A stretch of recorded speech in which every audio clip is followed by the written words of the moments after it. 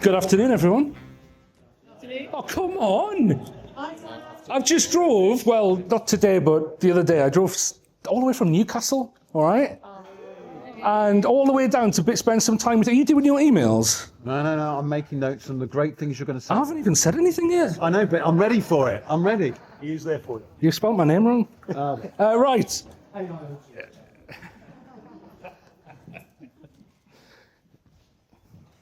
Should we get started?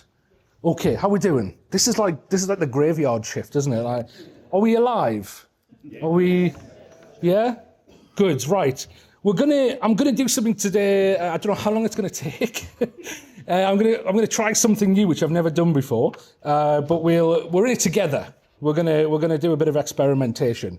Let me start with. I always start with this slide. So if you've heard me speak before, you'll know I start with this slide because it kind of had a big impact on me.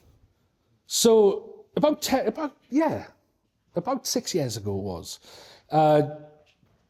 The American entrepreneur Peter Diamandis, he wrote a headline, and it was for a McKinsey report. And he said, we'll experience more technological progress in the coming decade than we did in the preceding 100 years put together. That's a bold quote, right? When I first started using this about 6 years ago, I kind of thought, well, this is hyperbole, it's an exaggeration, it's a headline. But I started using it because I thought, you know what, it grabs attention. What technological progress have we had in the last 100 years?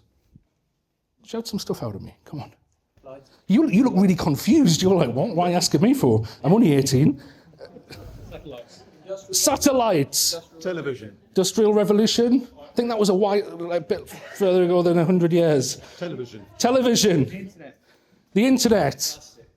Plastics. Aeroplanes. Interactive whiteboards.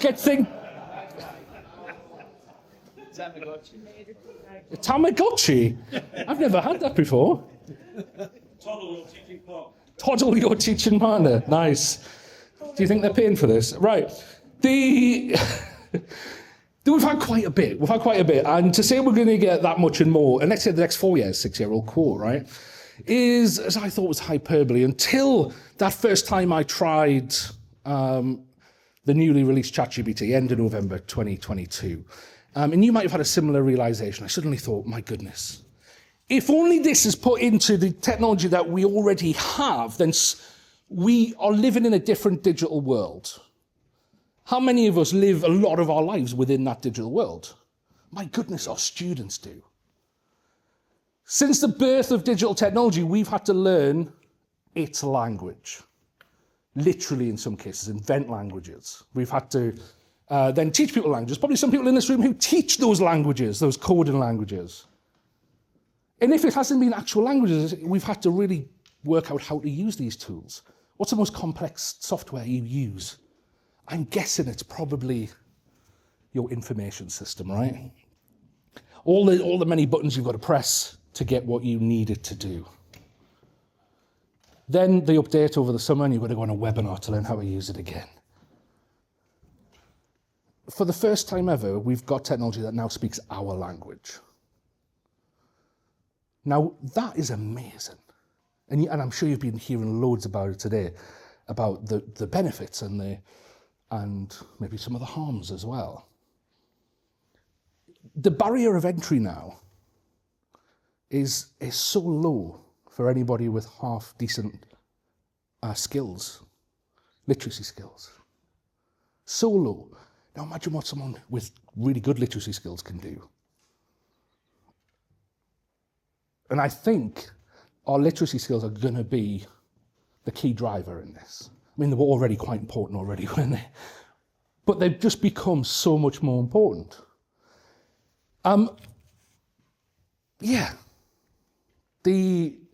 What we can do now with those skills is incredible.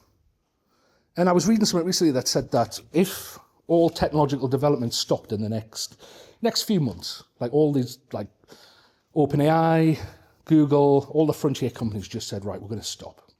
It will probably take us about 20 years to unpack the technology that has been developed in recent years. to find use cases for it. Because a lot of this technology it's a tool in search of a use case, isn't it? To find those use cases, to build the businesses around it, to develop it, 20 years. And we know that the crazy thing is that it's not stopping. A lot of arguments to say that it's speeding up. Some people think it might be slowing down. Whatever, it's going in one direction quite fast at the moment. And that's what I want to kind of explore. I want to jump a few steps. If I'm in a school, like I was in a school this morning, I'd go back to the beginning, start from the beginning. But I'm kind of assuming that a lot of you have got the basics. So I want to jump a few steps ahead. And I want to talk about kind of what's immediately next. All right. Now, this is always difficult to do. All right. It's always difficult to go, right, what's going to happen next, because who knows? But we can kind of get a sense of what's going to happen because we know that there are certain companies, certain labs, certain universities working on things that aren't yet available, which will likely become consumer products at some point or another. So I want to share a bit of that. All right. So this is kind of a bit of a scene setting. Then we're going to move into a bit where we're going to look at, well, what changes are that going to make to the world? What changes are going to make to education? How might we have to rethink some of the things we're doing in education? How might we have to prepare those young people who are with us for that world? And then I'm going to attempt something which is crazy, but I'm not going to tell you yet, okay? Right. End of November 2022, ChatGPT arrives. We've had so much development of these tools. We get to today, what is going to happen? I just want to pick on a few things, okay? A few things where this is going. And one thing that we know for sure is wearable AI, okay? I mean, it's one thing having a phone in your pocket that you can talk to, that is an AI agent. So anyone know last week Google released the new Pixel phone, which is essentially an AI agent, the phone. It's AI agent first. You speak to it, it will access your apps and do what you need it to do. It will make phone calls, it will do bookings. It is an AI first phone. But what happens when we take this out of our pockets and we let it see the world as we see it? We let it hear the world as we hear it. Then suddenly what that's able to do for us gets very, very interesting. Very interesting. And just pick my clicker up. And I want to talk you through a few of these. So the top left-hand corner is the new Google glasses. They're in prototype phase at the moment. I think they're going to be out next year. I got a chance to try these in San Francisco a few months ago, and they are phenomenal. They would only let me like 2 minutes. You like walk through a room, literally someone puts them on your face, and you've got to literally try them out in 2 minutes, and then the rest got me out of the room. They are always on, always on. So if you're wearing them and you say, right, forgot my keys, where are they? It'll say straight away, you left them on the shelf upstairs exactly 16 minutes ago. And you're like, yeah, okay. Some of you right now are going to be having a funny feeling, okay? You probably don't need the toilet. What it will be is... Excuse me? I said consent. Okay. The worry about consent. Okay, yes. Yeah. I didn't invite the shouting out, Laura, but if you're going to do it... If I'd known this, I would have been in your talk and I would have been shouting out. Right. You've had your turn. Calm down, all right? Okay, I'm joking. Right. Yeah. And we're dealing with a balance here. We're dealing with we've got a set of scales in front of us at all times between innovation and what's kind of been put under the umbrella term of ethical issues within AI. And we've got a big navigation to get through there. We're going to have to navigate quite a bit within that. But I think we do this with tech all of the time. And we're working on it. And I caught some of Laura's talk, which was amazing, and about some of the stuff she's doing. And we're working on it. We've got good people in our schools, people who know some of this stuff and who are training on some of this stuff.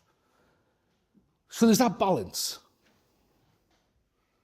But what I want to do is I don't necessarily want to apply judgment right now because I just want to show you what's actually going on. Okay? The picture directly to the right is what you see through the lens if you're using a tool like Google Maps. So they project images onto the lens inside so it doesn't have to speak to you. You can just see the answers in the inside. We're going to see these next year, I think. It's going to be interesting to see how much of a dent they make in society. Right at the bottom in the middle, we've got the Limitless tab. That just records constantly. Okay? In fact, I've got one in my pocket. It's not on, by the way. Just in case Laura attacks me. It's not on, Laura. Here it is. It's a little pendant, magnetic, and it just goes, it can go on here, go around your neck, whatever. It just listens. Then, I'll keep a hold of it. Laura will have it off me. Then, you can ask a question. So you can go on the app on your phone and say, right, that big ginger Geordie lad said something earlier about some Google glasses. What did he say? What was he saying? And it'll tell you. So, oh, this is what he said about them.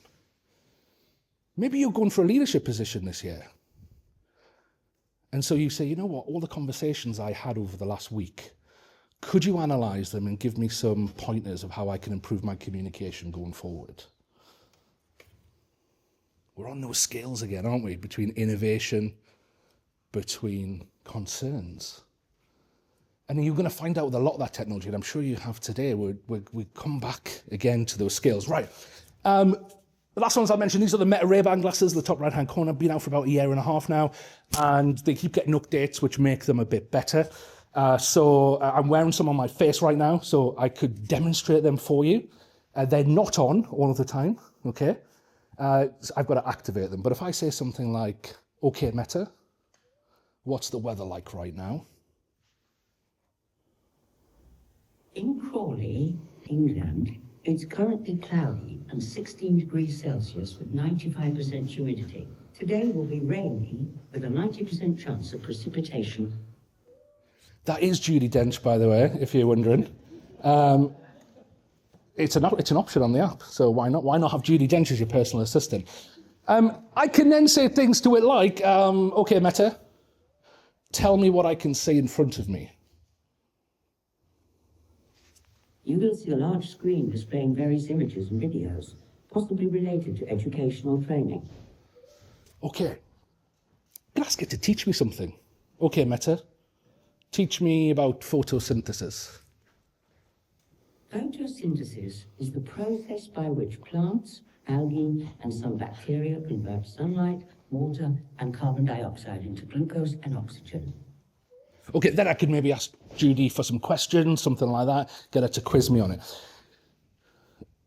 My sister, about a year ago, was diagnosed as blind, and I bought her some of these. It suddenly occurred to me, lots of people at talks kept coming up to me afterwards going, oh, do you think, I've got someone in my household who's blind, do you think these would work for them? It took me about 6 months to go, my sister's blind, maybe I should buy her some. So I went home and I ordered her some, and they've completely changed how she functions on a day-to-day basis. She can open her fridge now and go, what's in there? She can pick something up and go, tell me the best before date. She can say, right, read the ingredients out for me. I think some of these tools, what they can do for accessibility, and you've obviously just heard a lot about that from Paddy, is absolutely phenomenal. And sometimes we think, don't we, we're very much grounded in ourselves. And we hear of something new, especially when it comes to AI, because there's a lot of gimmicks around this technology as well. And we hear something and go, why would I ever want to use that? Why would I want to use that? That's just a bit weird. Why is he talking to Judi Dench? Why would I ever want to talk to Judi Dench on my face? Because we continuously think about things from our point of view, but then when we start thinking about, well, actually, how could this help those who don't have, or have those extra needs that maybe I don't have, then we suddenly start to see how these can help us.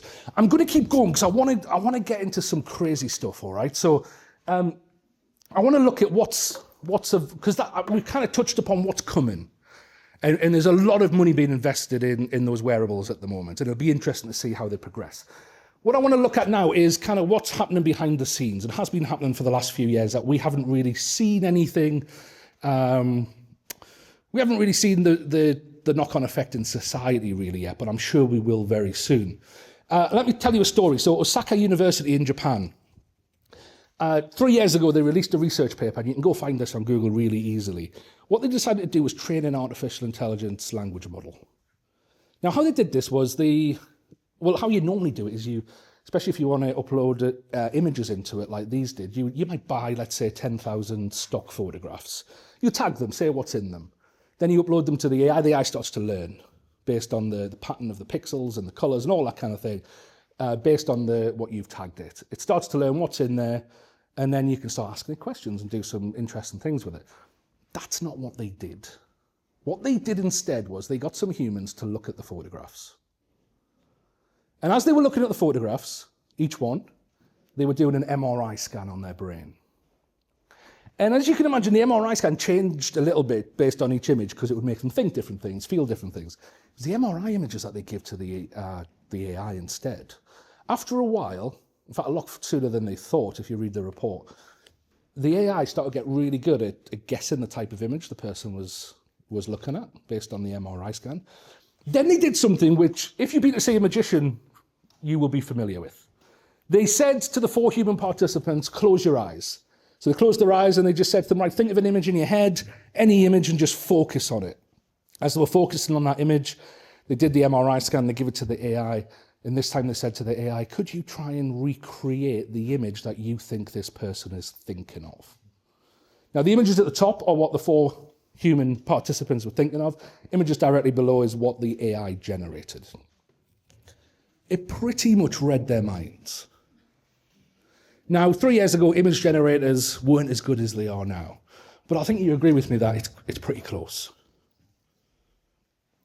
Brain technology is nothing new. It goes back to like the 1990s. But the AI behind it is getting really, really interesting at the moment.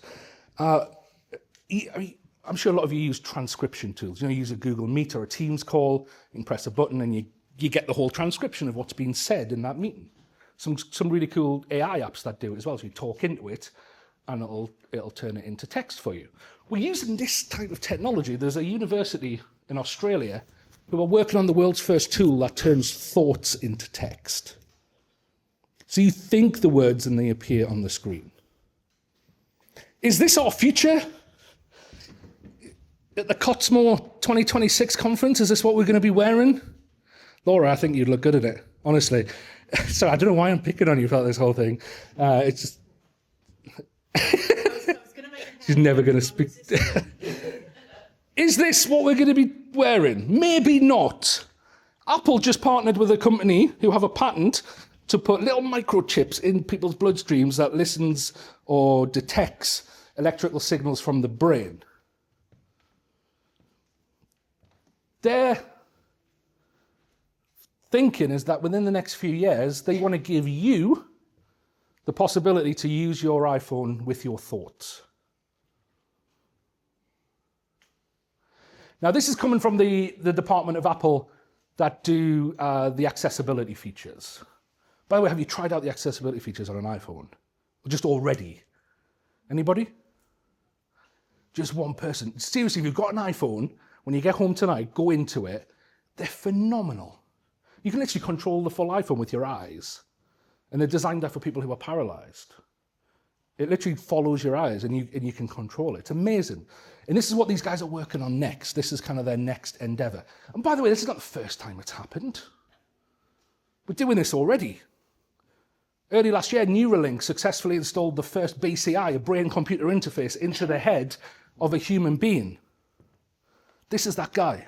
So I'm paralyzed from below the shoulders. I love playing chess, and so this is one of the things that y'all have enabled me to do, something that I wasn't able to really do much the last few years, especially not like this. I had to use like a mouse stick and stuff, but now it's all being done with my brain. If y'all can see the cursor moving on the screen, that's all me, y'all.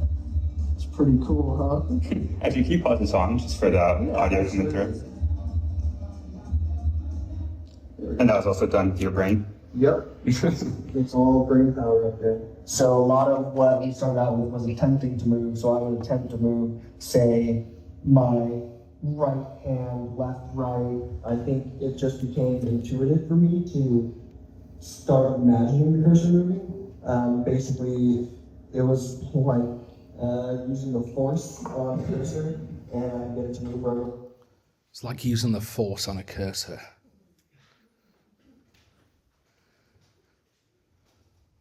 Getting some funny looks right now. Everyone okay? Are you still with me? Are you tired? Gobsmacked. I suppose the integration with our biology is kind of the way things have been going for a long time. And by the way, I'm showing you examples to provoke you a bit, all right? These are designed to provoke you and to make you have that feeling where you go, whoa, what about this? What about that? Because that's good. You should be having those thoughts. But there's some amazing examples of this going on in biomedical science, from AI-powered nanobots that go into the bloodstream and look for cancer cells, AI that analyzes X-rays and scans more accurately than humans. Some amazing things happening in this line of innovation at the moment. And I suppose that help with our biology, that integration with our biology, is kind of where things have headed, from big computers, small computers, cell phones, mobile phones, to wearable technology, and I suppose then to integration. That's one way this is going behind the scenes, quite a fast rate. Another way this is going behind the scenes is a fast rate. It's not it being integrated into our bodies, but it getting its own body. Hey, figure one, what do you see right now? I see a red apple on a plate in the center of the table, a drying rack with cups and a plate, and you standing nearby with your hand on the table. Great, can I have something to eat? Sure thing.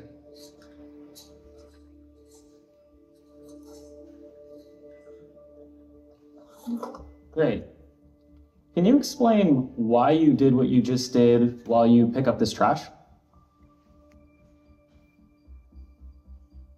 On it. So I gave you the apple because it's the only edible item I could provide you with from the table.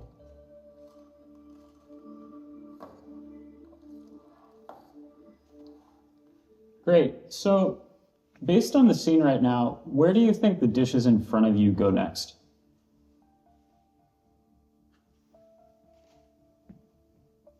The dishes on the table, like that plate and cup, are likely to go into the drying rack next. Great, can you put them there? Of course.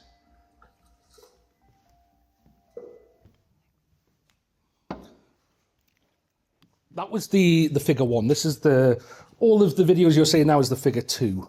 This is the new updated model called the Helix. Apart from the one in the top right-hand corner, which is Tesla's Optimus. You've seen it doing various things here. You're going to see the figure two working in a BMW factory in a few seconds. Tesla Optimus is working in a couple of Tesla factories at the minute. And then it doing various other household chores. I suppose the industrial side of the use cases is obvious, but why do you think they're showing us these things doing domestic chores? Any ideas? It can do the ironing, yeah. You got really excited there, didn't you? It's like you just woke up. My God, it can do the ironing. Anyone else? That's where the largest market is? Replacing human labour in the house? Everywhere? So we're talking about domestic use? How many people do you employ in your household? That's how you know you're in a private school. Right. Not enough. Sorry, I'm taking the mic now, but you deserve it. So, anybody else? Why are we getting domestic uses? Because it's trying to lull us into thinking that it's not going to take the higher level stuff.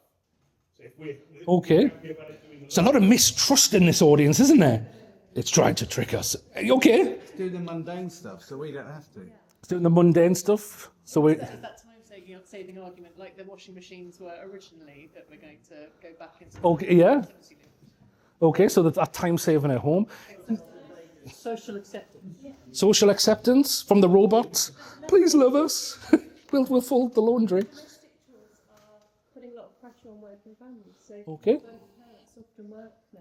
Yeah, And that's then true. there's still the stuff about women in the triple shift that are having to carry the weight as well. Okay. Stuff and kind of appealing to families. Things could be better. So you think this is going to liberate women? Sorry, did I put words in your mouth there? Okay. And it's more relatable. The washing machine's more relatable. I wasn't planning on a discussion here, but everyone seems to want one. Yeah, sorry, go on. The washing machine is more relatable than the car factory. So I don't know how to build a BMW, but I do know how to load a washing machine. So Okay. I can see it's doing something. I can see a human physicality being lived out by a robot. So you know how to load that washing machine? Yeah. I found your extra helper. Right. But the pause is really scary when you gave the instructions in the first video. It was almost a moment of, do I destroy you or do I destroy you? I think you might be reading a bit into that. It uses the old version of that video you saw. Uses the very first version of ChatGPT voice. So the technology did I hear someone say? I think Paddy might have referenced it of somebody earlier using ChatGPT voice. Did they? Today. So that ChatGPT voice that was used today is better than what you just saw on the screen. Yes. But it's for me, it's terrifying, and it's more reminiscent of that kind of the robots are taking over. Okay. And there was a sinisterness, that's the word, to the first one because of that pause, but I still see it in this. So I'm trying very hard to find the positive. Okay. I'm grateful that I get a pronoun there. I was going to say, I think machines, so thank you. So how are we? Because you know what, I'm just going to go with this. Normally I'd like wrap it up and go thanks, and then I'll carry on. But you know what, we've got some time, so let's unpick it. How do you go from folding the laundry to taking over the world? Like, take me through that. Not that I'm. If we're going to be using robots, I'd much rather that they were being used in the advancement of these incredible biomedical whatever. Okay. Can I not do both? It's probably because it's taking human traits and characteristics and things that we do. Yes. Like, excuse me, stop folding my washing and go and cure cancer, please. What are you doing? Like, can I not do both? Why does it need to look like a human? That's a good question. No, now that's a good. Does anyone know? I know the answer. Does anyone know? Because the world we're not built to accommodate humans. And so Exactly. the shape they can do the task that we do. Exactly. So, because the world around us is built for people with 2 legs and 2 arms, so it's easier to do that. We find that especially creepy, don't we? When we see the Yeah. shape of the robot. Well, it's that. Have you heard of the phrase "the uncanny valley"? That's literally what that's all about. Like that, very, very slightly misalignment between it appearing real and it not being. Yeah. We've got a number of hotels in Vegas that are looking to automate all their domestic stuff. So that sort of robot would take all the domestic. Okay. So that was going to be the follow-up question that I had in terms of if you look at marketing. Go for it. Based around saving everyone's time in the home, which is something that everyone has to deal with but doesn't want to. If you flip that marketing and said, well, actually, this can take all of the cleaning jobs in the whole world, the amount of panic that can generate for people losing their careers is huge.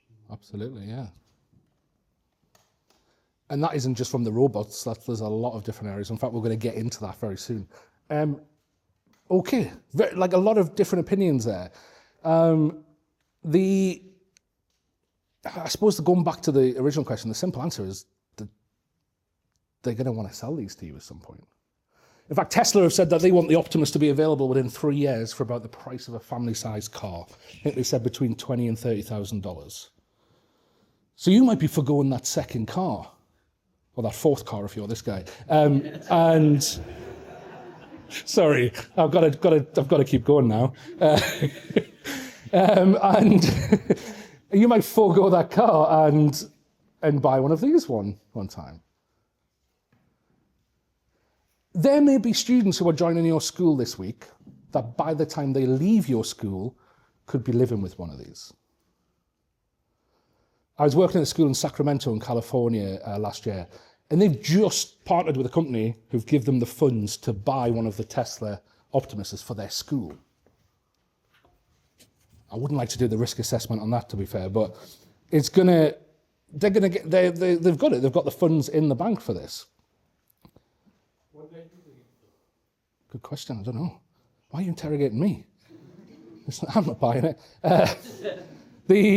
So you might be. I mean, you might be living with one in a few years. You might come to work and they'll be doing the laundry, the hoovering for you. They might be popping down the shop and getting some supplies in for dinner. By the time you get in from work, dinner might be on the table. If you live on your own, you might be to sit at the table and have an intellectual discussion with one of these things while you're eating your dinner. And we'll leave it there. Okay? Yes? I just want to ask that question. The schools I work with, like the US schools, they are so positive on investing in this kind of technology for pedagogical reasons. Right? It's part of the robotics program, it's part of an advanced program to like... Yeah. Lots of schools in this country, do that as well. Oh, yeah. So, I think, and why am I showing you this? Because I think we're going to have another ChatGPT moment. You know, nearly 3 years ago, ChatGPT arrives, and every sector, every industry around the world is still reeling. Okay? Look at education. Tom's still putting conferences on, all right? Because it's needed. But it's not just education, it's every sector. They're trying to figure out how to use this best, how to make their own versions of it, how to get the most out of this. We're still reeling from it 3 years later. And there's going to be more moments like that. There's going to be more moments. I mean, this isn't entirely mainstream at the minute, especially how advanced they've got in just the last few months. Sometimes funny to watch how the Optimus walks.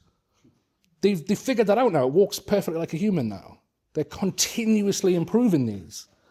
Once these become mainstream, I think we're going to have one of those oh shit moments again. Sorry. But that's what I'll say. Because, are you waving at me or do you want to say something? All right. Good. Right. Well, let's do some questions at the end, all right? And we'll, because this does bring up a lot of things, doesn't it? A lot of thoughts, a lot of emotions as well. But I just want to present what's here. That's all right? And what people are starting to use and optimize and get the most out of. It might not be such a shock for most people, you know. I think sometimes in England, we kind of shielded from some of the advanced tech that's actually out there. If you go spend some of those, like Will was mentioning, a lot of US schools are into the robotics and so on. You go spend some time in these cities like Miami, San Francisco, they're already almost there. These are 4 videos I took recently. This was in San Francisco Airport, a fully automized barista. No humans involved whatsoever. You go up, you tell it what you want, and it makes whatever coffee you want. One of these passed me in Miami Airport last year, and I had to do a double take. I was like, what on earth is that? I thought someone had just let go of a wheelchair and was like letting it go down the terminal. It's, you know, when you get off an airplane, you get the people with high vis coming to pick you up in the wheelchair if you need it. That's what these do, but they're automized, fully self-driving. They know where to go pick people up and where to drop people off. I was in a coffee shop, again, I think it might have been Miami, and I looked out the window and this went by. And I thought, what is that? So I had to go see. Anyway, it delivers food. So you order an Uber, you order Just Eat, whatever it is. That turns up at the restaurant, they pop it in, put the PIN code on, and then that finds its way to your house. And that's how you get food. Has anyone been in a Waymo? This is me in the back seat taking a video. This car's driving me around without a driver. Okay? Did you feel safe? 100%. It's more. The data says it's more safe than humans driving. Did you have a conversation with it? No, it's a comment.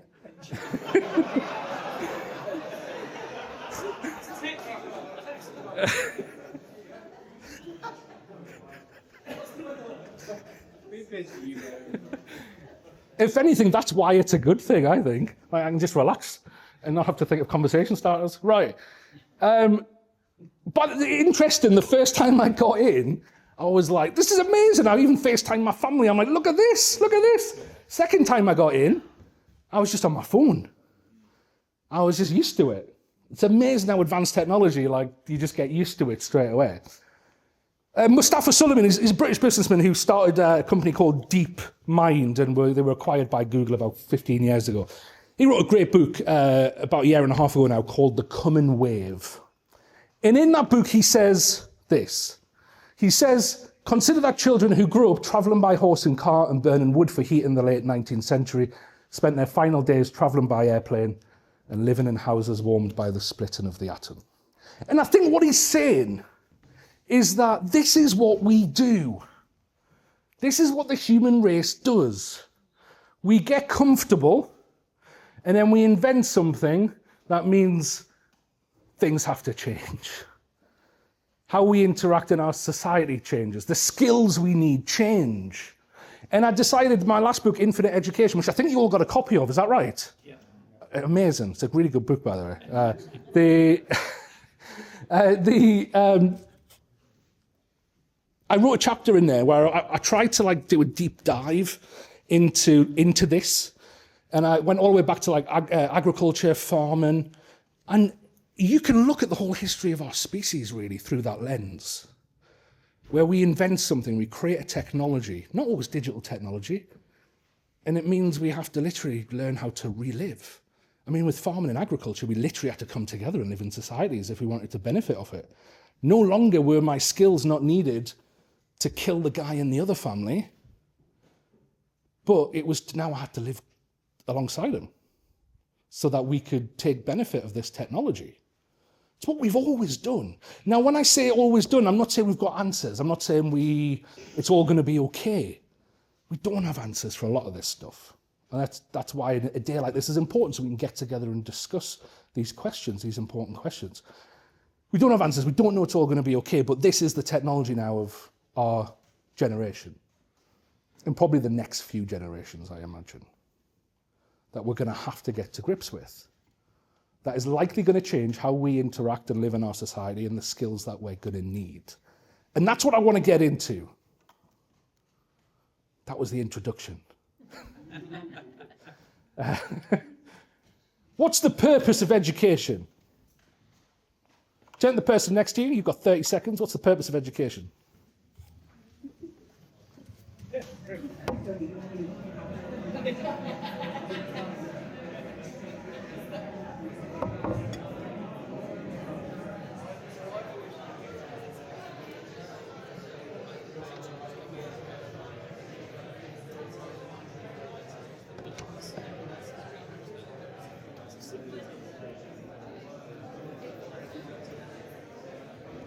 I had no one to speak to, so I asked Google.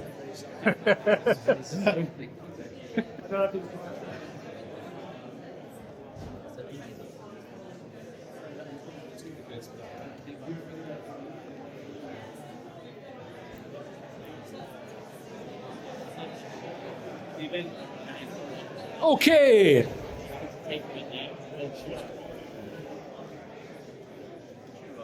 I'm going to ask a few people to share what they came up with. However, you can only say what you came up with in one word. All right? One word. If you keep it to one word, I'll be lovely to you. One word. All right? Someone want to go first? Yes? Potential. Potential. Okay. Anyone else? Survival. Survival. Choice. Choice. Nice. Humanity. Humanity. Empowering. Just jump right in, mate. Just jump, yeah. Empowering, okay. Growth. Say again? Growth. Growth. Annotate. Annotate. Annotate. Over here. Did someone have the hand up? Yeah. Advancement. Nice. Opportunity. Happiness. Happiness. Become. Sorry? Become. Nice. I kept it when you said that. I think, didn't Aristotle say that was the meaning of life? Happiness. I like that. Anyone else? I just did. How old are you? Old. Yeah. Socialization. Life. Right at the back. Grit. Career. Grit. Grit. Thank you. Communication. Future proofing. Sorry? Discovery. Freedom. Anyone else? It just feels like we're reading out the dictionary now, doesn't it? Yeah. Enablement. Enablement. Laura, last word? Flourishing. I like that. That's a nice one to end on. I think this is where the problem lies. Okay? And it's probably a good problem to have. I'm not saying this is a bad thing, but it's a root of a problem that I think we've got at the moment. And that I think prevents us from moving forward at pace. Every single person in this room has got their own definition of education. Okay? That's not a bad thing. But we all bring our expectations on it. We all project what we want onto this, I don't know what you want to describe it, like this blob of education, whatever that might be, for our young people. But what actually is it? It's the same, as you know, in schools, like you ask the head teacher, you ask the teachers, different definitions. Now, I'm not saying a definition is the be-all and end-all of everything, but how do we progress what we're doing if we don't fully agree on why we're doing it? And if all of those reasons are the reasons why we're doing it, then my goodness, no wonder our teachers are under so much stress and pressure and expectations and workload. Imagine all the words you said. Imagine going to your child's parents' evening and saying, "This is what we expect from you," and listing all those words. I think I'd run out the door if I was that teacher. And I'm not saying teachers don't do that. I'm not saying teachers can't contribute to that and teachers don't try to do that. Of course they do. It's an amazing profession. I'm a teacher myself. We try. Amongst the pressures we have, we try. But I do think that we need to figure something out about what we're doing here. Is it the career? Is it happiness? And what does that look like? Is it a long-term happiness, short-term happiness? But there's so much grey area here. What are we wanting for our students? I'm going to move on, kind of in the assumption that we want our students to do well. And that's probably going to be an umbrella for a lot of what you've said. Finding purpose. Making money. A lot of people like to demonize that side of education. But actually, it's important. If you want to have a good life, you're going to have means to sustain it.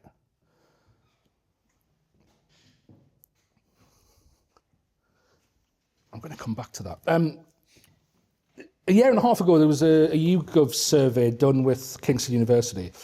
And this is one of the conclusions they came to. It's based on interviews with business leaders around the country, that 74% of business leaders believe that current graduates are unprepared for a world driven by artificial intelligence. So if we want them to be happy, if we want them to advance the world, if we want them to be part of the world and flourish in that world, have that potential for that world, and that world is very much going to be a world that's ubiquitous with artificial intelligence, which I think we can probably all agree on, then there seems to be a bit of a mismatch here. At least anyway from what businesses are saying.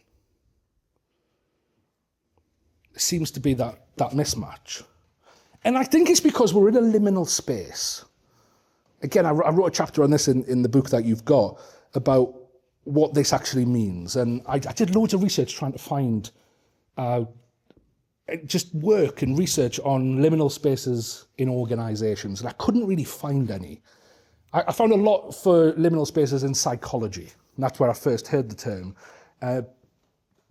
And I try to apply some of that back to organizational liminal space. How many of you work in schools have questioned how you do assessments over the last 3 years? So we've got about half the room and about half who aren't there yet. Okay. Questions are starting to appear over some very orthodox fundamental things that we've taken for granted in education for a long, long time. For some reason, I'm oversimplifying this, but for some reason a while ago we decided, you know what, we're going to teach some students, they're going to write it down, we're going to read that writing, and then we're going to determine what they've learned from reading that writing. If that student has taken that writing away, that doesn't work anymore. We're now post that world. We can't live in that world anymore. What's the solution? Make every student write in front of us? Please don't do that. For some things, you're probably going to need to, but please don't for everything. We're going to have to start using our imagination. We're going to have to start thinking, how do we change? I think sometimes we always think, institutionally, we think, how does the student change? But I think now we're going to have to start thinking, how do we change? And by the way, there's some amazing schools who are doing everything right. They are ticking every box when it comes to the policy, when it comes to the professional development, when it comes to giving their students some great sessions on how to use AI responsibly, when it comes to informing the parents. But that's literally not even the first step. For a Forbes article a few months ago, I sat down with a high school student in San Diego, and we talked about artificial intelligence use in his school. His school's doing everything. It's got all those boxes checked. They're doing everything right. They're considered an exemplar when it comes to AI integration in the state of California. And when I asked him about it, he pretty much just laughed about it. And I was like, well, tell me, what's it like from a student point of view? And he said a couple of things before he said this. He said a couple of things. He said, well, we know that as teachers know we're using AI, but the workload that it will put on their plate for them to follow every single one of those cases up means that they don't follow it up. So he was like, no, we can just use it. And he said, which I think is probably obvious, and someone's probably already said it today, that you can make AI look very, very authentic and sound very authentic very, very easily. It's why I try to get schools to stop using AI detectors if they're using them, because they don't work. They just end up biasing students with English as a second language and students who have special educational needs, because they don't have the skills to then edit the work of AI to make it look more human.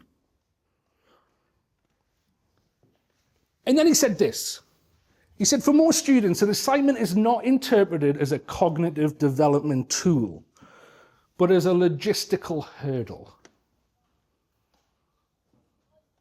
It's a hurdle to be cleared as efficiently as possible. That's me kind of interpreting this.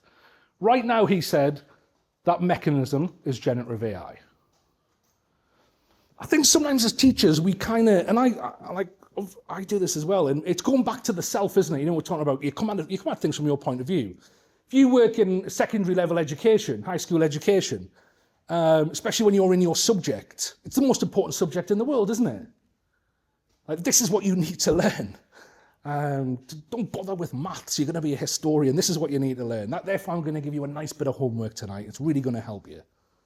The student is not seeing that as a cognitive development assessment. They're seeing it as the fourth thing that they've got to do that evening before having dinner with their family, before playing on the Xbox, before putting their brothers and sisters to bed, whatever it might be. And so when we're in a similar situation, what do we do as adults? Try to find a way around, don't we? Come back to what someone said before, I think it was Will, said survival. We try to survive. And at the moment, for a lot of students, generative AI is a tool to survive. I genuinely believe no student is going and using artificial intelligence in their work maliciously.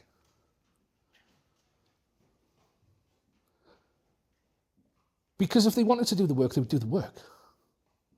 If they could do the work, they would do the work. So what do? I think we have to look back on ourselves again. What will make a student want to do the work, even with generative AI? What will make the student be motivated to want to do that bit of work?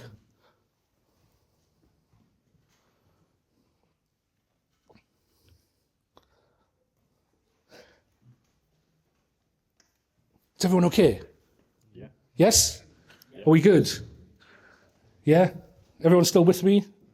The Geordie accent is not getting a bit too tiresome? Good. I can stop using it if you want. I only use it because it's a likable accent. That's good. What else have you got? Right. We're starting to see, and I just want to bring in something else here, okay? So first time I've given this part of the presentation, so I'm still trying to figure it out in my head as I go along. I know where I want to be, but I want to bring in another factor, and that is we're starting to see right now, and these are all articles from the last 2 months, we're starting to see the effects of AI on graduate level jobs, entry level jobs. Okay? Now this isn't universal, and probably every single one of these could be argued against as well. It's not watertight evidence. Okay? But I think it's an indicator of the trend that's happening right now. Graduates are leaving higher education and going, right, go get a job now. Nobody wants them.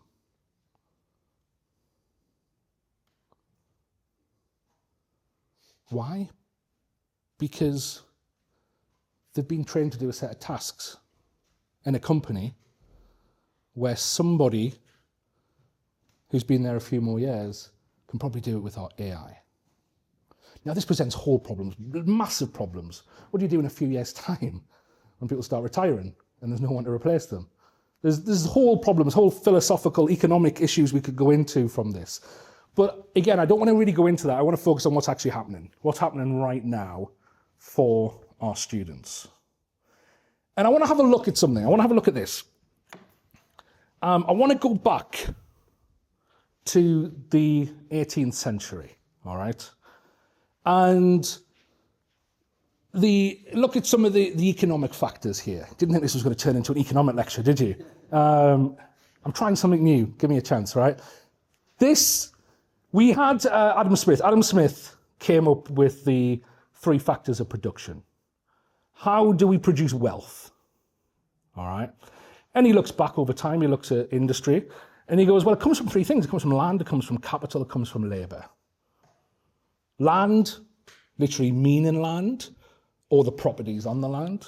Capital, not necessarily meaning money, but the inventions of the time, the tools, the things that make things happen, that get things done. And labour, having a workforce to do it. Then, about 100 years later, Alfred Marshall comes along and says, actually, there's a fourth factor, entrepreneurship. I think he called it organisation, but it can be interpreted as entrepreneurship. And we can look at this throughout a few different ages in our history. We look at the agrarian times, we look at feudal times, and we've got land was so important. If you owned the land, you had the means of production, okay? You didn't need all that much capital. You needed a bit of a workforce. You didn't need that much entrepreneurship. You just did what your father did and he did what his father did, going back centuries and centuries and centuries. We move into industrial times. Land starts to get a bit less important. Capital goes right up. Those who have got access to a steam engine, the latest technology. Labour goes right up. Those who can gather. I mean, and we all know our history. People moved in from the countrysides to live in cities so that they could provide the labour. Entrepreneurship goes up a little bit. Okay, how do we make use of these new tools? How do we create some new industries around it? It wasn't like phenomenal innovation, but they now had the means to do some of that innovation. Now, if we look at industrial era, this is where we get schooling starting to pop up. We get, obviously, and you don't need me to tell you the history of this, we get kind of public school appearing as charitable organizations and then moving into being public so that anyone with money could now afford this education for their kids. Tended to be quite wealthy people because it was people with money. And then we get, a little while later, we get compulsory schooling, mainly in the 19th century with a few political acts that are passed. Compulsory schooling, and again, painting with broad strokes here, but compulsory schooling was all about preparing young people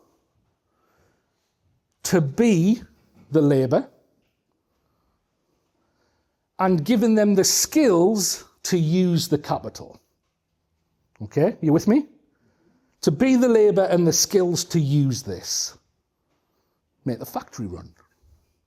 Public schooling mainly educated the people with the land, prepared them to be able to keep the capital going, to be able to employ,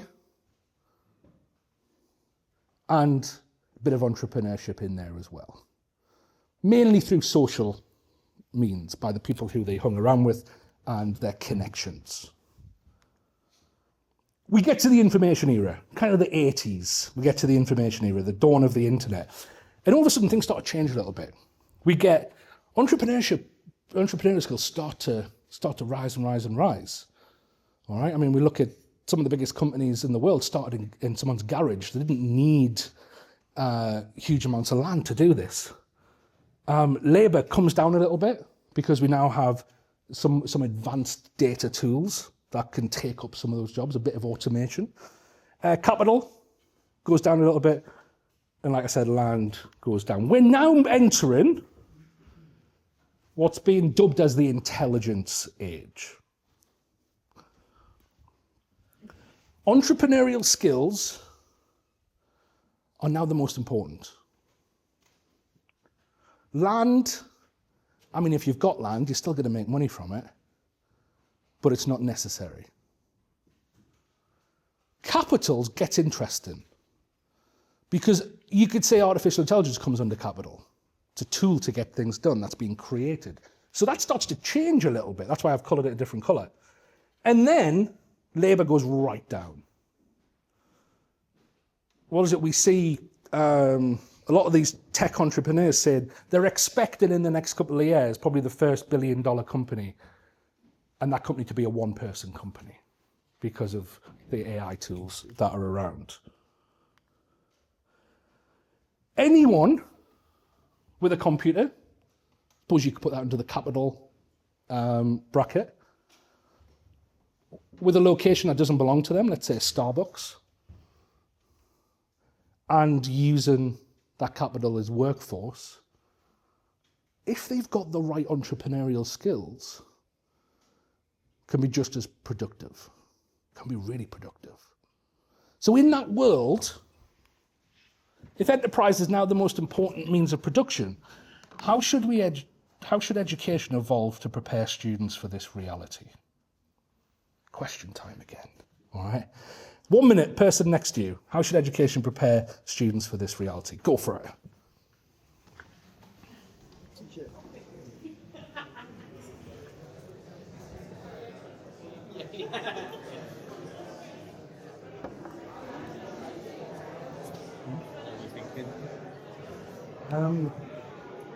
No rush or anything, just say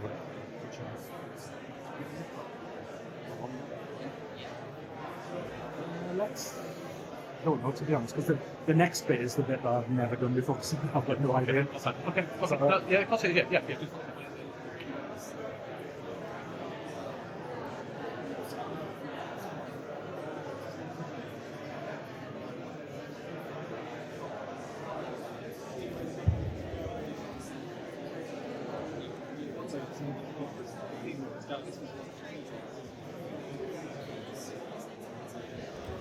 Okay, let's regather. Let's regather. So, again, I'd like you to answer just in one word, and we're going to be a bit more quick fire about it, all right? So, please put your hand up if you want to say your word, and then I'll come to you really quickly. Don't all put your hand up at the same time, please. Ben? Agency. Agency, nice. Will? EBQs. EBQs, don't explain what you mean. Extended project qualifications. Okay. Risk. Risk? Change. Buoyancy. Buoyancy, nice. Change. Change? Innovation. Inhibition? Innovation. Innovation, sorry. Where are you from? Scotland. Whereabouts? Kirkcaldy. Okay. Kirkcaldy.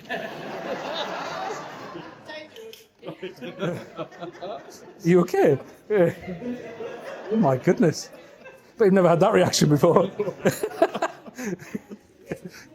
Let's all calm down, right. Anyone else? Yes. Failure? Discernment. Problem solving? Discernment? Resilience?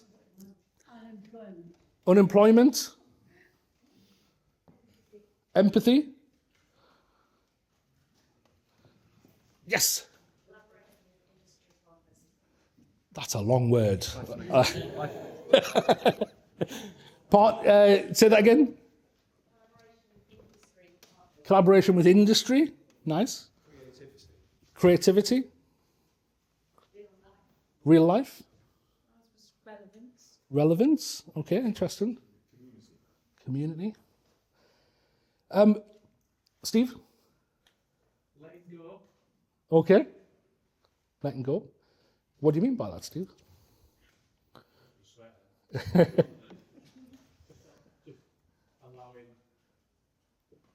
us to move out of the way and learning to take place. Okay. Thanks. Thank you. I really put this in my first book a few years ago, the AI Classroom, and I was really thinking at that time, it was like early 2023, I think it was like January 2023, ChatGPT had been out like barely a month, just over a month, I think.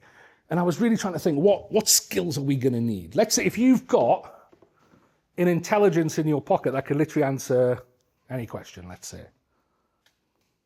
What are we going to need to be able to access that? And I was thinking, it's got to be curiosity. That surely has to be at the center. And I was really like troubled by this because I was thinking, I was reflecting back on my teaching, and I'm thinking, first thing I did when students entered the classroom was kill curiosity. I was like, right, this is what we're learning today, by the way. Get your books out. I'm going to teach you it. They had no say in that whatsoever. They had no opportunity to contribute to what they were going to be learning because somebody else had decided it all for them. If someone's going to decide what you're learning, how do you use this? You're just going to wait for it to talk to you? You need to be able to ask the right question, surely. And that led to a few other things I was thinking, well, how do we question? How do we have that discourse? How do we critically think? And how do we apply that to something else? I'm going to show you, this is the risky part of the presentation now, all right? Because I'm going to do some live demoing. And I'm going to show you where curiosity might be able to take a student right now. Okay? And I'm comforted by the fact that I was at a Google event in Berlin a couple of months ago, and some of the biggest innovators in the world got on stage to demo some tools, and some of them didn't work, all right? So if this happens to me, just know that it happens to Google as well, okay? Right. How do we allow our students to pursue that entrepreneurial skills? And entrepreneurship isn't just about business. It's not just about creating a business. But it's about putting some skills together to solve a problem. How do we solve a problem? First of all, we need to identify a problem. Okay? And we tend to call that, in a very rough link, market research. What's going on out there? Okay? What might people need? What might I be to bring to the party? Most students don't get to this stage. Certainly not when they're at school. Imagine we started asking these questions right now.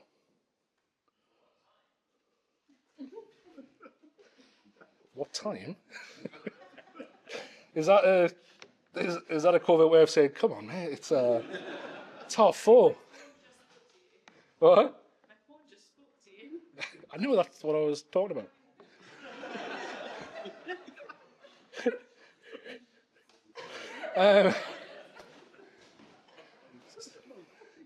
This might be the weirdest presentation or room I've ever been in. No reflection on you. Why don't we go? Like, I'm going to use a bunch of tools. I'm going to use Google Gemini. I absolutely love Google Gemini. I'm just going to click deep research. I want to find out what problems I might be to solve. Okay. So let's say I'm a student. Let's say I'm a student who, what do I love? Coffee. Who loves coffee. I would love to work in this area. What issues, now I'm going to think about what my context, so I might say, what issues do other students have that might need solving, around coffee, let's say. Right, I'm going to press submit. Has anyone used deep research before? A few hands go up, yeah. So it's a bit different than just asking ChatGPT or Gemini. So what it's going to do is it's going to put together a plan of how it's going to do a bit of a research project. And then the whole idea is at the end of it, it's going to give us a report. So we got here, it likes to check in before it goes. So it says, right, we're going to analyze coffee consumption, research common frustrations, blah, blah, blah, blah. I can edit that if I want to, but you know what? I'm just going to click start research. Now, this bit normally takes between 5 minutes and half an hour, all right? So we'll just wait.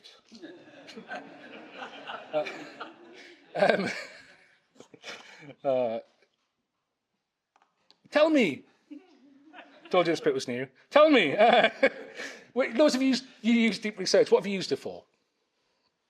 Yes, go on, Will. I use it for research very similarly all the time. So Nice. Researching new products, researching ideas, brand names, Nice. Competitors, everything. Awesome. Does everyone know who Will is? Have you heard of a tool called Conquer? Oh, I shouldn't have said that, Will, should I? Conquer is a great tool. It's an AI tool that generates questions. Will's company did that. So you get to do some research around, so a bit of market research, I think. Market research, and you'll actually get, like, people search Reddit for you, look it up and get actual quotes from people. Okay. Research as well. You can research Reddit. So it'll search for real people's problems and then summarize them back for you. Okay, awesome. And you can kind of see that happening now. So if you look up, we've got, it's talking us through its thinking. It's understanding the research goal, setting a research plan, looking at next steps. And then it decided to search all these websites. So it went off, searched those websites. It will pivot as well. So it might come across a website where it's like, actually, I need to change the plan here. So it might come across some information, pivot, change the plan, and then do some further research. So initial insights, identifying problems, planning deeper research. So then it's gone on and searched a few more websites, delving into coffee behavior. It's decided it wants to search some more websites and so on. Now it's finalizing it. It's gotten much faster. It used to take quite a while, but it takes a few minutes now. While it's doing that, what I want to do is I want to start looking at some other tools that will help me along the way. Okay. So eventually I'm going to want to make something. So we're going to make a digital product. So I might want to start looking at some tools that will help me code, because I can't code. That will help me produce a digital product, maybe a web app or a mobile phone app that I can then use and get sign-ups for and start making money. I'm going to have to start thinking about the business plan. How am I going to do this? I've got no experience in driving engagement, driving curiosity around a product, driving a business. So I'm going to have to start looking at, well, how do I do that? Also, I'm going to start thinking about, well, what's the roadmap here? How do I just start a business one day and it's there? Or does it take time? Do I have to build upon it? I'm also going to have to start looking at a name. Okay, I'm going to have to look at a logo, look at branding, and then maybe some advertising. Okay. Now, first of all, I need a business idea. All right. So this is gonna finish in a second. But while we're waiting for it to finish, why don't we ask Judy Dench what she thinks? So, okay, Meta. I am thinking of starting a business. I'm a student who loves coffee. Give me some suggestions for businesses I could start, like a digital product business. You could create a digital product like a coffee subscription service app, a coffee recipe ebook, or a coffee connoisseur blog. Okay. Sounds all right. I might give some of them a go. Right. I've got my report. So if you have a look here, it has produced a research report which is 15 pages long and goes through, it's got an executive summary here. Okay, goes through some of the research, motivations, and then it cites everything. So I can look into those citations if I want to. What I'm going to do is I'm just going to jump over to Notebook LM. Have you looked at Notebook LM today? Anyone looked at it? Really? I'm surprised. Right. So Notebook LM is a way to create, I suppose, an AI platform based on your own source material.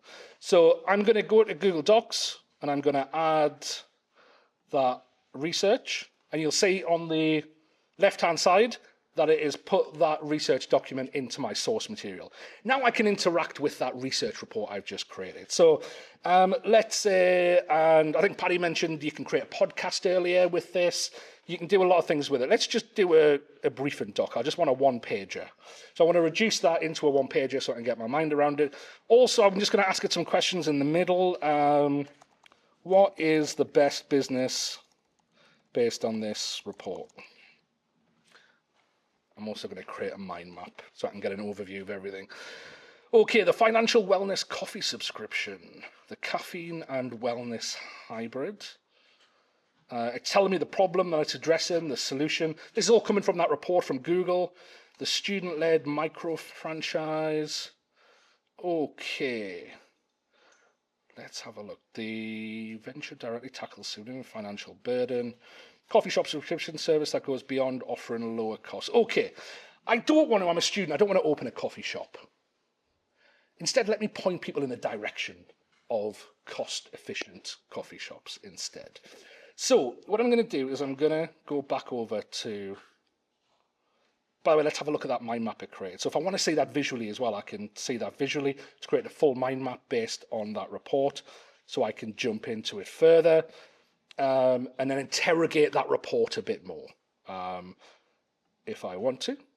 And it's also created that one pager for me as well, which is here. There you go. So you can see a briefing document that is created based on that report for me. Right. So we've kind of got our idea. I'm going to pull up ChatGPT for this. I'm going to say, I'm starting a business that is an app for students that tells them where to get the best and most affordable coffee. Let's say in London.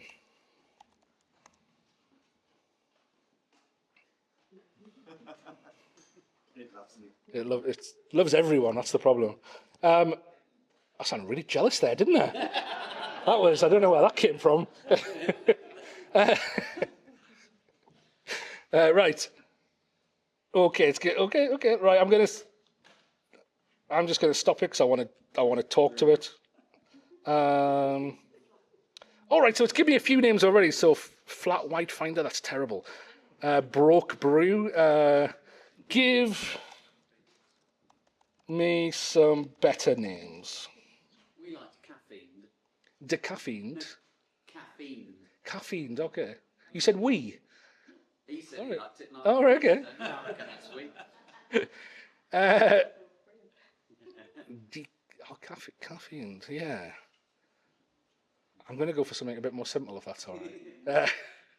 Just because I'm going to have to spell it in a second, and I'm like, does the I come before the E, or the E after the... So, right, let's go for Study Sip. That sounds like a winning product, right? The look on your face. Well, you know what? You come up and do this. Which one? Grounded? Okay, let's go grounded. Right. Right, I'm going to go back over to my Gemini, and then I'm going to tell it. Okay, we are creating a web app for students called Grounded, where they can search coffee shops in London. Okay, now I'm going to need some kind of business plan. Now, where do I go from here? Anyone can have an idea, but how do I actually get this rolling? How do I get this into action? Think, everything I'm doing here is all based in that element of curiosity. I'm thinking, how do I get this to do this? How do I do that? Do I need to learn something here? Do I need to learn how to execute on a business plan? Most likely. While it's doing that, I'm going to go over to, let's try Midjourney. Midjourney is an image generator, and I'm going to say create, and this is where I created that image that was in my slides the other day, just before. You can see it here. All right, I want this to be aspect ratio 1:1, because I want it to be a square. Then I'm going to say logo for a app. Let's just say about coffee. So I'm going to put the rest of it in a second. Right, so that's creating that. I'm going to go back over to here. Okay, this sounds like a fantastic practical idea for students. Okay, fantastic. Right, what I'm going to do is I'm just going to ask it now for a business plan. Create a business plan and a 2-year roadmap. Okay, we're going to give it a few seconds to produce this for us. I'm going to go back over to Midjourney and see what we have. Okay. It's all right. In reality, I'd probably go back and forth with this quite a bit and try and get it to be as good as I want. But for time, let's just pick this one. Right, I'm going to download that, save image. I'm going to go over to Canva. Anybody use Canva? Yeah. Yeah. Right, I'm going to go over and I'm going to, let's upload this. Yeah, of course. At what point in this plan has it already checked that all of those names are available as URLs? Good question. You've gone down the line. Yeah. So then, so I might want to check that. So, no, because I haven't really asked it to do that yet. But yeah, absolutely, you're going to want to do that. You can check out companies' houses. Yeah, you might want to check, see if the URL's available as well. Okay, we're going to edit this and let's put some. Let's turn this into design. Right, I want to give it a name. Let's look for some text. And we're going to put it under here. What was it called? Grounded. Grounded, and let's change the color to a similar color to here. Right.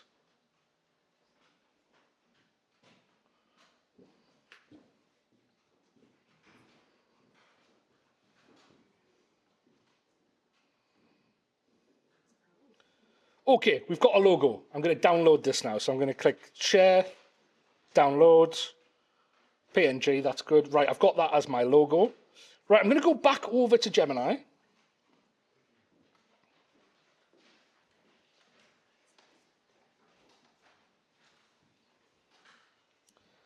And we've got the business plan. Right, in reality, I'm going to have a look through this. I'm going to read through this. I'm going to check it. I'm going to make sure it's all good. Then what I want to do is I want to take this and I'm going to jump back over to ChatGPT.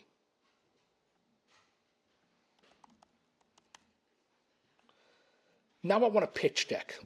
I'm thinking, you know what, I might try and get some money for this. Okay, so I'm going to say, write a 10-slide pitch deck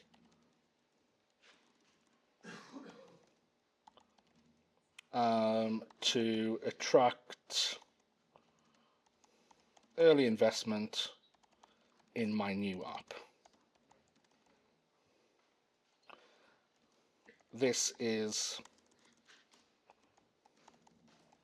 the business plan.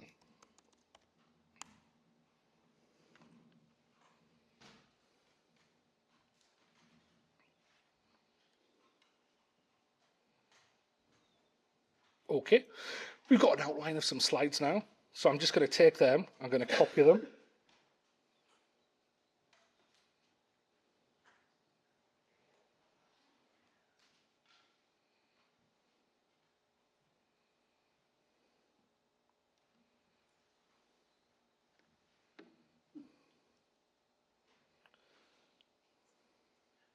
Now this is where something like a bit of AI literacy is going to come in for your students, okay? So in my first book I wrote a chapter called Outsource Your Doing, Not Your Thinking. Right, so you're going to want your students to check through this to make sure that if they're going to do something like this, that it sounds relevant, that it sounds like something that they want to do, that they can ask further questions, they can have that dialogue. I'm going to take this over to Gamma. Does anyone use Gamma? A few people. So I'm going to just paste it in. So if I paste that in, it's going to create a presentation for me. And I'm going to click continue to prompt.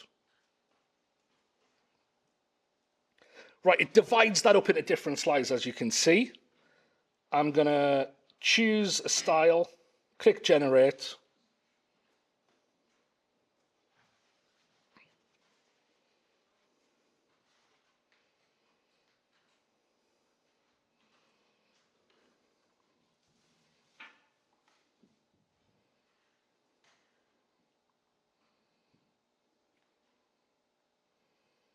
Okay, while that's building my pitch deck, I'm going to go build an MVP, right? A minimal viable product for this business. I'm going to use a tool called Replit. Okay, what it does is you tell it what you want it to build, and it will build it for you. So if I say in here, I'm going to keep it really simple. Obviously, the more detailed you get, the more detailed your app will get. But I'm going to say something like a web app for students in London so they can find an affordable coffee close to them. Add reviews, menus, prices, maps.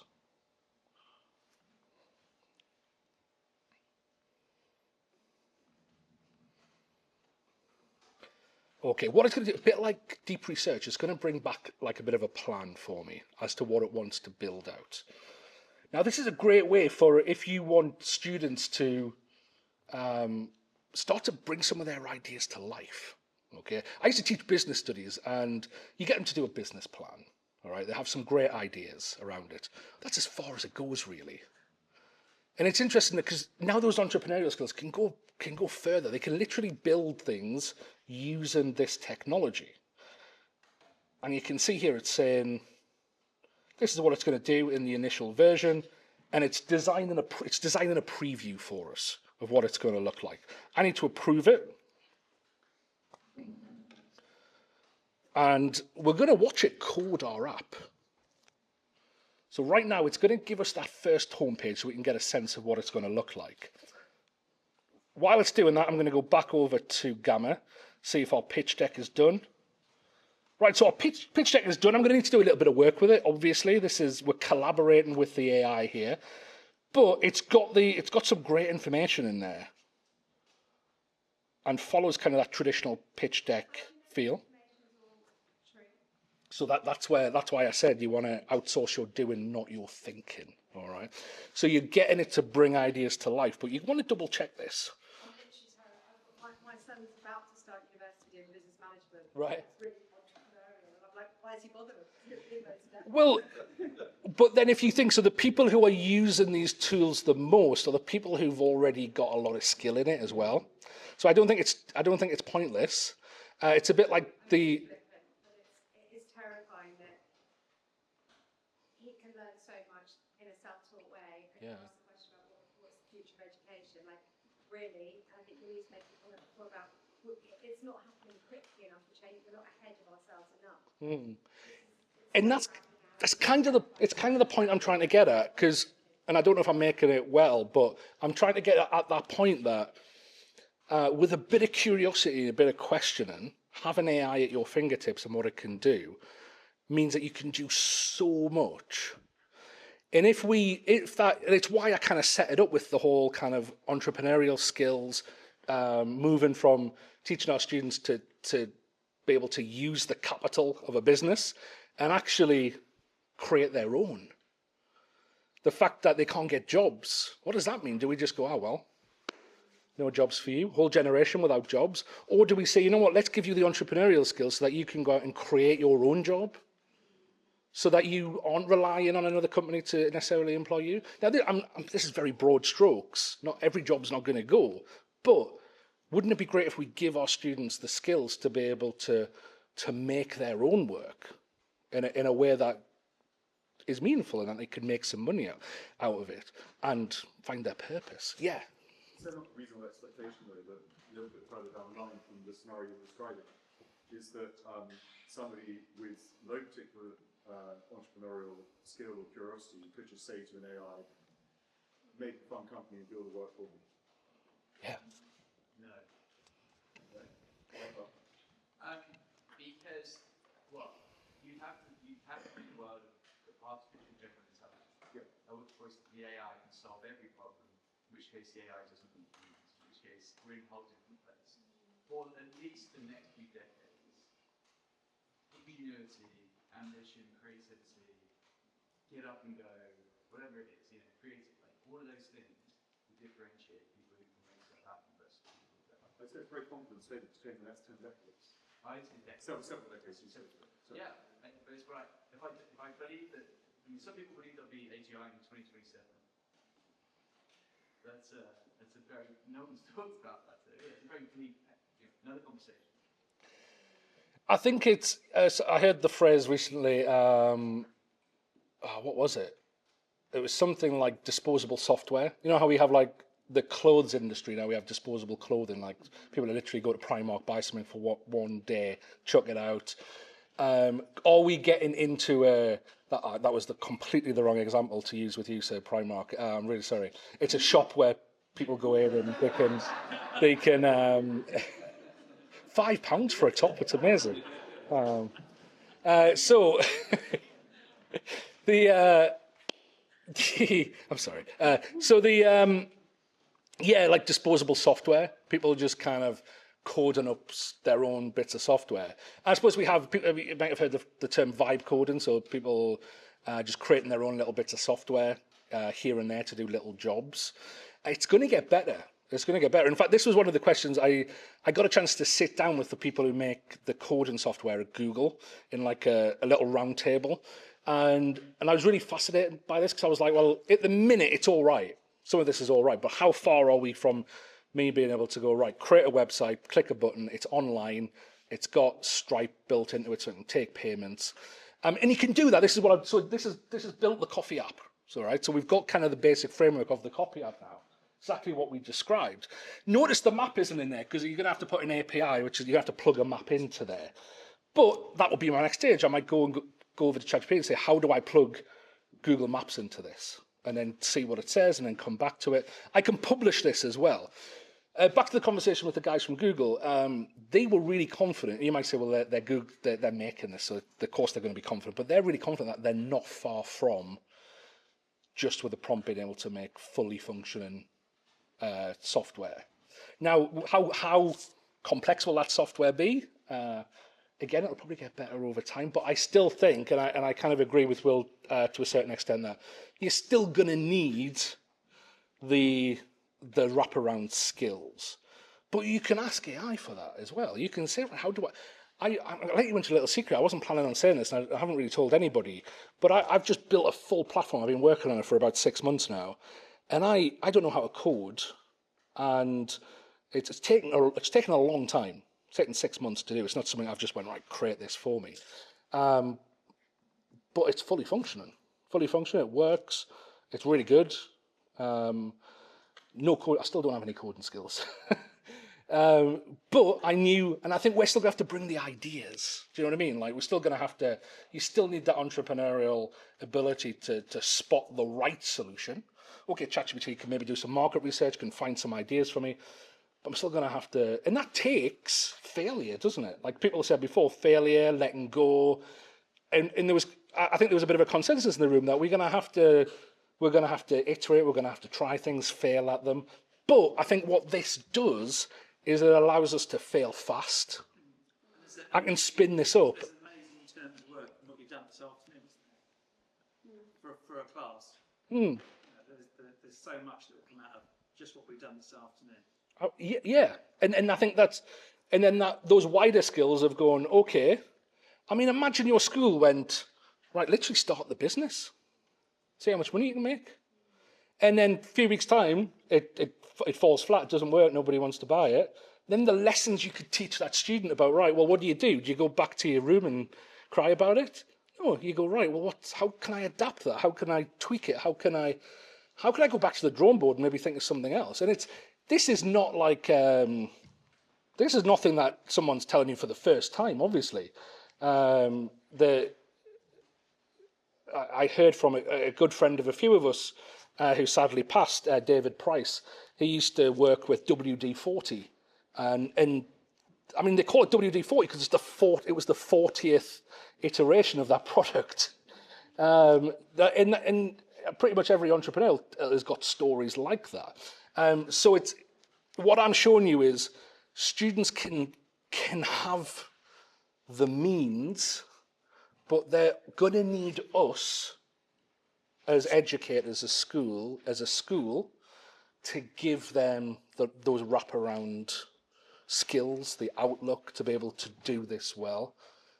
It's not necessarily that it's student creativity that you were talking about, more rather the creativity amongst the educators and actually how you make, because to your point, you know, how redundant are, I would argue that the coffee company that you just designed isn't particularly creative, right? Because, Excuse me? what I'm saying is that the creativity is around you using it as a mechanism to show us what AI can be capable of. Yeah. That's, for me, that's... Yeah. By the way, an idea doesn't have to be creative for it to be successful either. People make a lot of money off all sorts of things. What are you laughing at? I can't let that go. What did you think I was going to say? Alt tab. What? I'm lost now. What were you going to say? What do you think I was going to say? You can't say it, but you thought I was going to say it. Cheers, mate. Right. I wanted that to be honest, I don't even know if that was successful or not, but I wanted to try something new. I wanted to try and show you that with certain tools, we can put in our students' hands the means to go there, to what we've been talking about, that entrepreneurship, to make their ideas come to life. They don't have to have the land, they don't have to have the capital, they don't have to have the workforce behind them. And by the way, I'm talking to you as well. If you're ever sick of teaching, I'm joking. But it's true, like, you're not trapped. If you feel trapped, I know sometimes we do feel trapped in education. You're not trapped. We've all got this potential now. We've all got the potential to be able to do things we never thought we could do before, to access things we never thought we could access before, to bring things to life that we thought, you know what, I'm not capable of bringing that to life. And how many of our students sit there in our classes every day and think, you know what, I'm not capable of doing that. Well, actually they are. And they've got the tools to help them now. And are we helping them do that? Are we helping them be prepared? So that when they go out of university and they're like, rejection, rejection, rejection, rejection, they go, you know what, I'm going to start my own thing. Because I'm curious enough, I've got these tools and I'm going to try and create something and do it myself. So many people doing that now. I'm going to end with this. When I was young and I would face a problem, my dad would always say to me, throw your cap over the wall, all right? I grew up thinking this was a saying, all right? You know, when your parents say things to you when you're young and you think, oh, this just must be a saying, what people say. I started using it, I think probably like in my 20s, and people were like, what are you talking about? But I'm bringing it back. I'm introducing it. And his whole thing was, if you come up against something that is a big challenge, throw your cap over the wall, because if you want it back, you've now got to find a way to get over that wall. And the first way of getting around it might be difficult, and you might fall. Second way, third way, fourth way, but you might just find a way over it. This, for me, is strategy, by the way. This is innovation. And I use those terms interchangeably. The things I'm saying to you, and the things I'm sure a lot of people have said to you today, might sound impossible in your current environment. I stand in front of you and go, right, completely revolutionize your school, get your students to build businesses and entrepreneurs. You might be sitting there thinking, is this guy crazy? Teaching maths and English on Monday. How are we going to do that? Throw your cap over the wall. How do I convince people at school that we maybe need to do this? Throw your cap over the wall. How do we build these skills in students that seem to just rely on us giving them information all the time? You've got to throw that cap over the wall. You've got to start somewhere. And then once you've thrown it, figure it out. Bring people along with you. Everyone in this room, even though you might not work in the same institution, the same school, I'm sure we're of a similar mind. That's why we're here today. We need to do it for the sake of our students who are graduating and don't have anywhere to go. That sounds like a really negative place to end it. So Steve's going to come up and do a dance just to lift the mood. Thank you. Thank you.